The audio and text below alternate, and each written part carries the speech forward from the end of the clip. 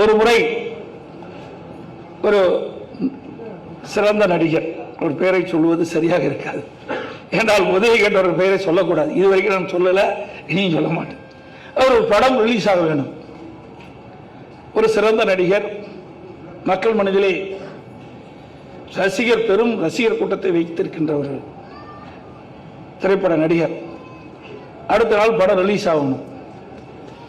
அதற்கு அந்த படத்தில் விலங்குகள் பயன்படுத்தப்பட்டதுக்காக அதுக்கு சர்டிஃபிகேட் வாங்கினா அதை விட்டாங்க. அதை வாங்க வேணும். அந்த தயாரிப்பாளர் வந்தார்.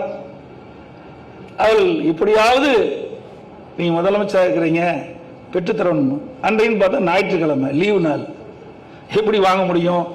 அது கமிட்டியெல்லாம் சேர்ந்து தான் கூட்டம் கூட்டி அது கையெழுத்து வாங்கணும். எனவே எங்களுக்கு நாளை ரிலீஸ் ஆகிவிட்டால் எங்களுக்கு பெரும் பிரச்சனையாகிவிடும்.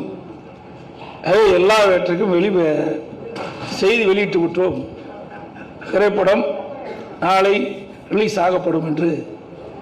இப்படிப்பட்ட ஒரு இக்கட்டான சூழ்நிலை நீங்க தான் இதற்கு ஒரு தீர்வு காண வேண்டும் என்று என்னை நாடினார்கள்.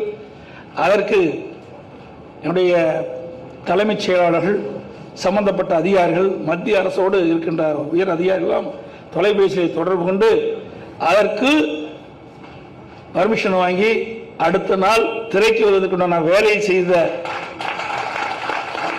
கொடுத்தோம்.